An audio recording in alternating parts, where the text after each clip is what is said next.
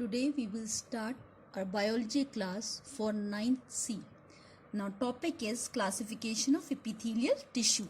First, simple tissue and compound epithelium. Now this is completed. Now second, continue. Compound epithelium is also called stratified epithelium, and it is of several layers of cell, and it appears the place where wearing and tearing means damage take place in that area. Okay, the covering area or the lining area where wearing and tearing take place mostly, and this place is compound epithelium is present. Example: epidermis of skin, lining of mouth cavity, tongue, esophagus, and vagina of mammal. Now this compound epithelium is modified, and that's why it is called, in second case, it is called transitional epithelium. Transitional epithelium is a special type of stratified epithelium or compound epithelium in which shape of the surface cell changes. Because of this changes, this is called transition. Okay, and because of this transition, this is depend upon the degree of stretch of that area. Because of this stretching, the cells of the epithelium act differently at the surface. Now in this case, for example, empty urinary bladder of the cells of the surface layer are larger and rounded.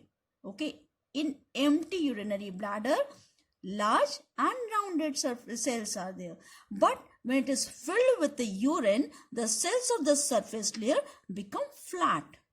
So the transition takes place that large and rounded cells now changes into flat. That's why this is the example of transitional epithelium. Now this is the example. It occurs mainly in the urethra or urinary bladder. Now connective tissue.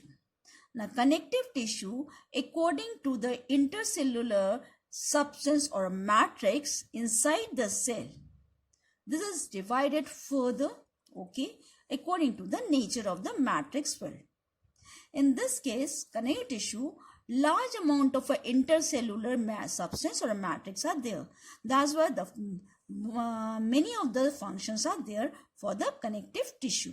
The first of all, it connects the structures. Second, it forms the protective packaging around the organs, around the blood vessels. Okay, now it also acts as a replace of the worn out and a damaged tissue, and also help in combat foreign toxins, and this also acts as skeleton or a skeletal functions or supporting framework.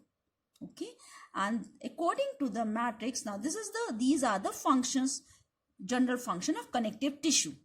But according to the nature of the matrix, this connective tissue is further divided or classified into different categories. Now the first is connective tissue proper. Okay, proper is there because this connective tissue proper are mainly jelly-like, and usually this type of tissue are there in the body, which help according to the location, according to the area of that organ or the around the blood vessels. Okay, and this matrix of this type connective tissue is jelly-like and is further subdivided into areolar tissue, fibrous tissue, adipose tissue. Now first of all, areolar tissue. Areolar tissue means this is the simplest and most widely. Areolar is widely distributed connective tissue, and this is of a simplest form. Okay, and this occur as a packaging material between the muscles and peritoneum, between the mesenteries, even surrounds the blood vessels also. When they penetrate into the organs and on the inside the body, then only this blood vessels is surrounded by this areolar tissue act as a packaging. or a packing.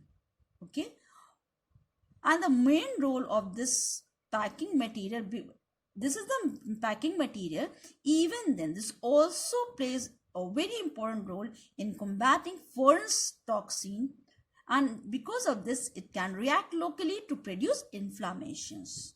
Now the second one is fibrous tissue. Fibrous tissue, this fibrous tissue, according to the matrix or a chemical nature of this matrix, or the presence of the type of protein, this fibrous connective tissue is further divided into two types of fibers. Because of this chemical nature or the protein, this further divided into fibrous or yellow fibers, white fiber or yellow fibers. Okay, fibers. First of all, if white fibers are there, means the protein is called collagen protein is there, then this is called white fibers. And if elastin protein is there, then it's called yellow fiber. Fibrous connective tissue can be also of following type. You know, white fibrous tissue, this is rich in collagen fiber, means protein. Collagen is there, and this is mainly in tendon region where the tendons are present, and you know the tendon is the connection between muscle and the bone. This white fibers are there, and is also found in the dura mater of brain, spinal cord and other areas, and this also help in forming a connective link between muscles to the bones. It is also present in act as a periosteum of the bones, means bones covered by peri means upper layer, and osteum means bone areas. So this also help in covering the bones or the cartilage. If covers the bone, then it's called periosteum, and if cartilage, then it's called perichondrium. Now below the skin, collagen fibers form a sheet-like structure and is called fascia. It's skin collagen. Okay, according to this also gives the thickness or the structure. Okay, now this below the skin collagen fibers are there, and they form the structure or a sheet-like structure, and it also encloses the muscles and other internal organs. So this help in covering the areas as a packaging material or protective covering. Now yellow fibrous tissue, this is parallel bundles of elastin fibers, or protein is elastin.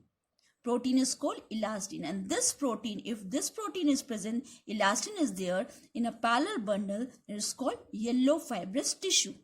And this kind of tissue has considerable strength and remarkable elasticity. Remember, this is remarkable elasticity is there, and is in example is ligament. But white fibrous tissue, example is tendon, which connects muscles and bone, whereas yellow fibrous tissue consists of elastin, remarkable elasticity, and this connects bone to bone, and this is called ligament. Now it's also in the wall of the arteries, bronchioles in the respiratory system. Okay, now this third one is called adipose tissue. These are the classification of proper connective tissue proper. Okay, now adipose tissue, third one. Adipose tissue is only the modification of areolar tissue. Okay, in this case the matrix consists of a numerous storing cell, fat storing cell, and this fat storing cell is called adipocytes. And this is due to this storing cells, accumulation of fat droplets in the cytoplasm take place, and then is very much enlarged in structure. Now adipose tissue, because of this character storing cells, adipose tissue help in storage of fat, and this fat is act like a reserve food material for the organism. In mammals, it is frequently form a thick layer below the skin, and because of this skin, the shape of body take place. In this case, it covers the or protects that areas, or this is called or below the skin but act as a sheet. But in this case, adipose tissue mainly help to give the shape of the body of the animal, because from the thick layer below the skin and because of the storage fat is there. Okay, it also act as reserve food and also give the shape of the body, like weight, a thick layer of the tissue beneath the skin, and this act as a blubber, and it helps in retaining the heat of the body, act as a cushion like structure as in eye sockets, and help for the camel. This camel hump is there, is also this adipose tissue which act as a camel's hump, and this act as a reserve food for the camels. Now skeletal tissue. Skeletal tissue are, see, this is the next tissue which is according to the matrix. Remember, when you are explaining all this tissue, you have to remember that you have to explain condition of the matrix. In skeletal tissue, matrix of the skeletal tissue is hard and rigid. Okay, and because of this hardness, this is further divided into cartilage and bones. Cartilage, this and bone, this both form a endoskeleton of the vertebrate body. Now see first what is cartilage. Cartilage is a outer covering, and this outer covering is consist of this perichondrium. Okay, perichondrium. Now this is perichondrium, which is the covering of the cartilage, and enclose the matrix, and this matrix consists of protein, and this protein is called chondrine, and between this a network of collagen fibers is also present. Now cartilage forming cells is called chondroblasts, chondrocytes, chondroblast, and protein is called chondrin, and this cells present in a groups, and in a fluid space called lacunae is there. See, chondrocytes are there, and this fluid filled spaces called lacunae are there, and this matrix, and thus this help in secretion of chondroblast, or the cells help to secrete the matrix, and thus cells get further apart. It occurs in the example, it occurs mainly in larynx, trachea, ear, nose, in the epiglottis, and mostly in the tip of the bones.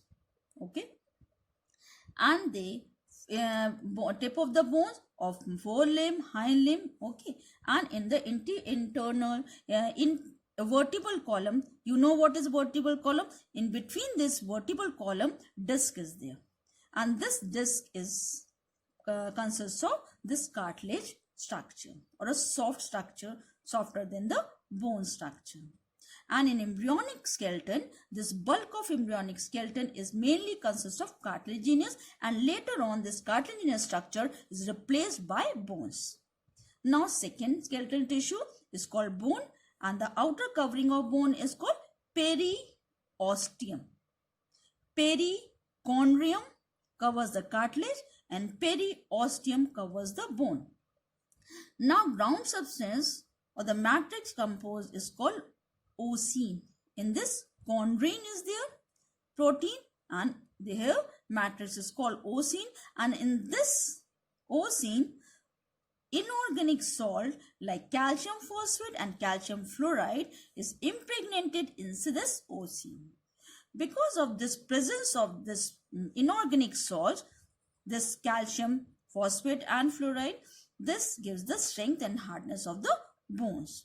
because organic matters form nearly 1/3 of the total weight and inorganic salts approximate 2/3 of the entire weight of the bones. And the combination of these two inorganic mineral salts gives the bones of their strength and hardness. Mainly these two salts are responsible for the strength and hardness of the bone. Now see the structure of bone. This bone consists of many concentric rings. Okay, and this concentric ring is called lamellae. Okay, this is called lamellae, concentric ring. And this lamellae, a minute space is called lacunae. And this lacunae communicate with one another by a fine canaliculi. Concentric ring called lamellae, and lamellae having a minute spaces, and this minute spaces called lacunae, and this lacunae continue with each other and form a canal or a called fine canaliculi. Now see in the center area, this Haversian canal is there, and in this canal this contain arteries, vein and lymphatic vessels, nerve and some bone cells. Osteocytes are also here in this area at the center of this concentric ring, and this canal is called Haversian canal. Now see these structure. You have to see this TS of bone in a human. You have to learn this diagram and this also. Now this, see, the first layer is called periosteum. This is called lamellae. This is called lacunae. Okay, and lacunae having this canal, this is called canaliculi, and center Haversian canal. And you have to learn this diagram also. Now later on I will continue this topic.